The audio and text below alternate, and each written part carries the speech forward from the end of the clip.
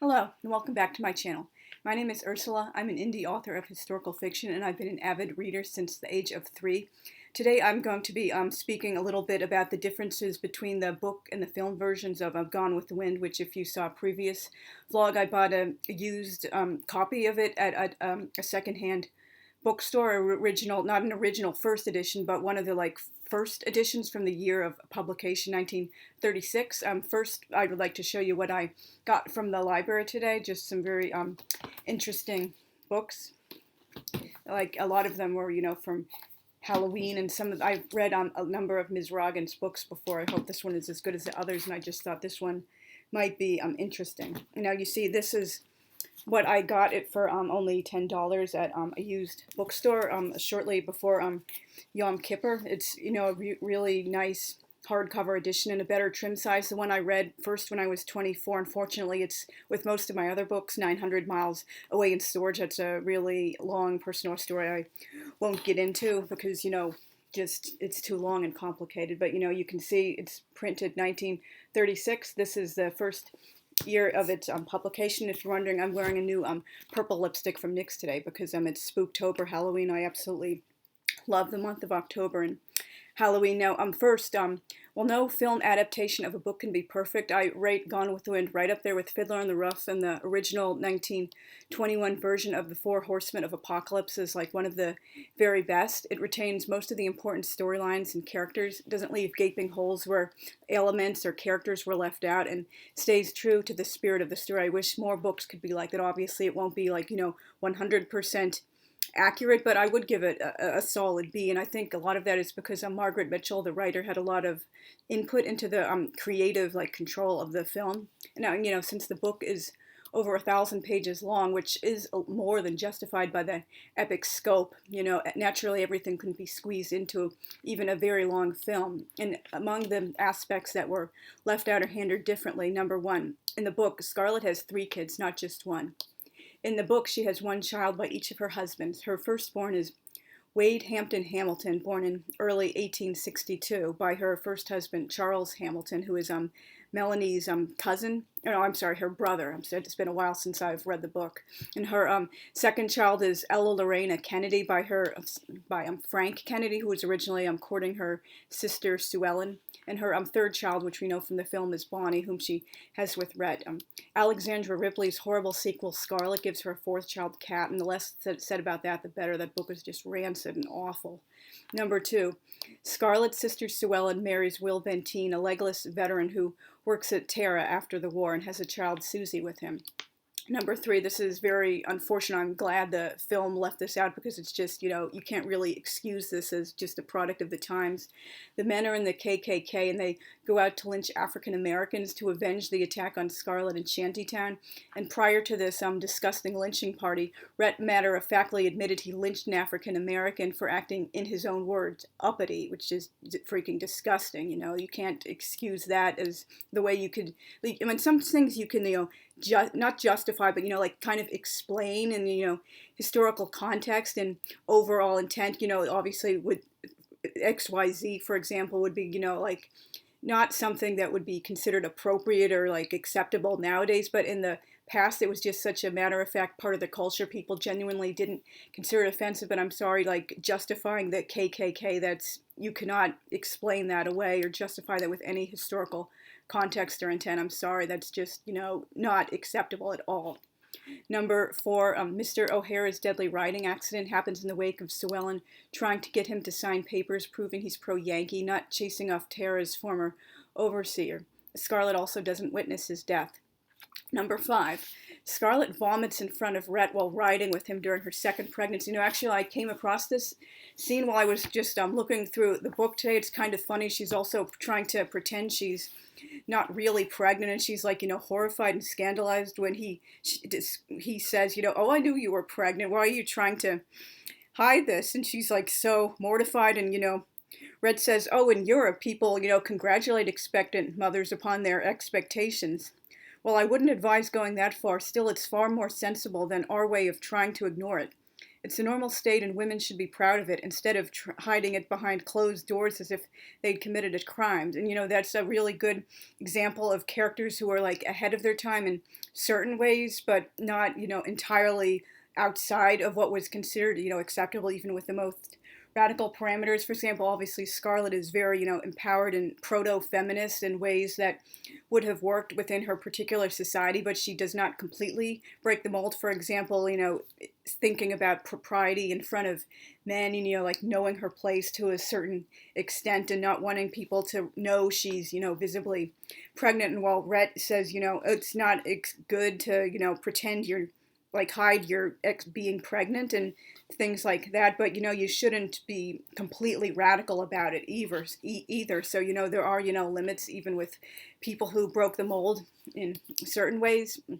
Now number 6, which I got into this into another blog post as well. The prelude to the possible marital rape scene is a lot darker and more violent in the book. And, a lot of people don't like this about either the book or the film, but if you actually, read it in the book, it provides a lot more context than it does in the film. And, but just as in the prelude to the rape in the 1926 film, The Son of the Sheik, there's absolutely no doubt as to what's about to happen. However, unlike Yasmin and The Son of the Sheik, Scarlett seems to be in euphoric afterglow in the next scene.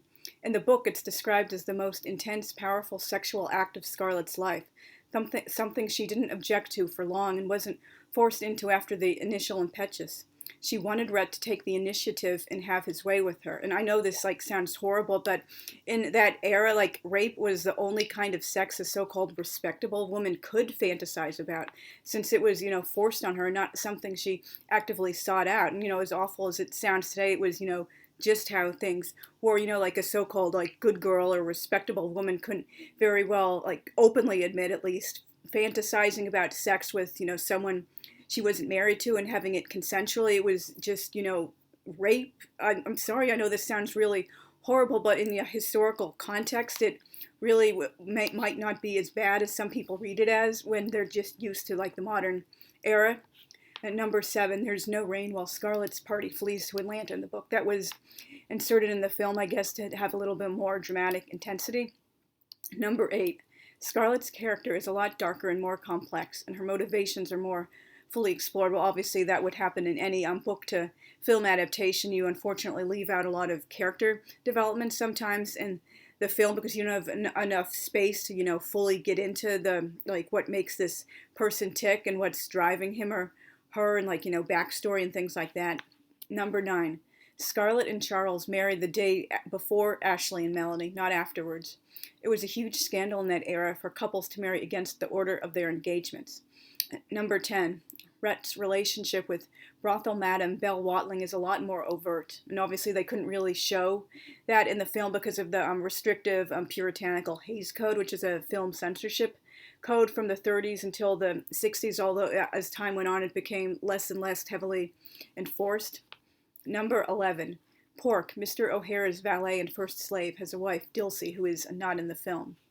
Number 12, Charles is courting Ashley's sister Honey before Scarlett turns his head. In the movie, he's courting Ashley's sister India, and Honey never appears. Number 13, Scarlett, not Melanie, offers her wedding ring to the Confederate cause at the Atlanta Bazaar first. She can't wait to be rid of that unwanted thing. Number 14, Melanie reads from Les Miserables, not David Copperfield, the night of the raid on Shantytown. Number 15, Scarlett's realization that she loved a fantasy of Ashley instead of the man himself is less rushed. And again, obviously that's because, a book has a lot more time and space to fully get into certain things than a film, which even a really long and richly detailed and fairly true to the book film does have to, rush certain things along because of time considerations. Number 16, a lot of racist content, including many uses of the N-word in the narrative, not just the dialogue. And I do obviously feel it was the right decision for the film to significantly tone down the racist content. Obviously there's, some still there, but what is there at least isn't nearly as overwhelming and offensive as is in the book. Although obviously this book isn't like meant to be like about that. The main focus of the book is this love story and Scarlett's like emotional growth over all these years from like a young girl into like a fully adult, mature woman who realizes who the perfect man for her is. So like if you're just focusing on certain things, obviously call out like genuinely problematic, offensive things. But if that's like not the main, focus or intent of a book or a film, just, focus on the other things it's supposed to be about after you like say this like offended me or like it was difficult to read this. Number 17, Will Benteen, not Mammy, holds Scarlett back from running to welcome Ashley home after the war. Number 18, Scarlett has an ex-con driver named Archie. He later reappears when he catches Scarlett and Ashley innocuously embracing at the sawmill, with disastrous results. Number 19, Scarlett already visited Atlanta prior to moving there in the book. Number 20, Bonnie's fear of the dark was created by Mammy, who told her ghosts and booger boos lurk in the dark and might hurt her. Number 21, Rhett's final words are, "My dear, I don't give a damn, no frankly in there." Number 22, several age-gapped relationships which were quite unusual for the era, even among the upper class.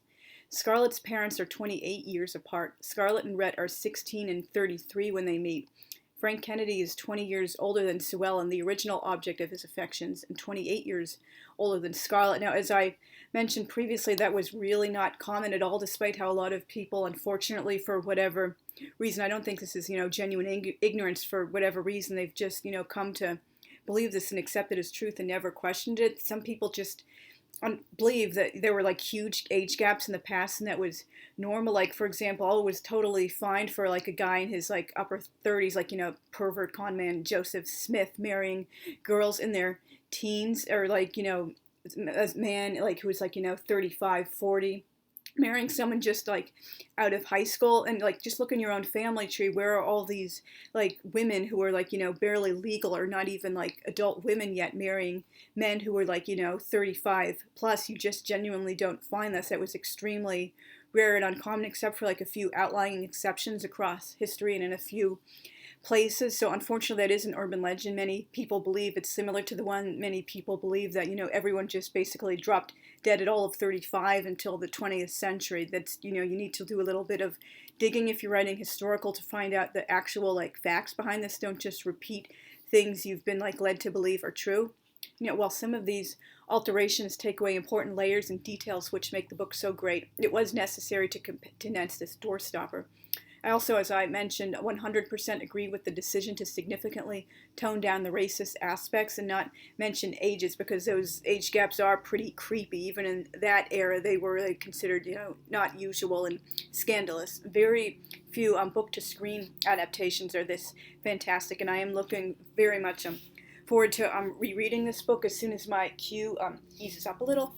If you're wondering, I'm wearing my hair up tonight. I've been wearing it in a ponytail off to the side recently because I have 3 kind of sore ear cartilage piercings on my left ear. Unfortunately, I'm no longer suitable to get my navel re-pierced, but so I did get my other conch done as like a second choice, which I wanted anyway. And I also had my rook, the bar that goes through the anti-helix up here, stretched from a 16 to a 14 gauge, so I could wear my old navel jewelry in that, so that made me very happy. And I had my tragus piercing.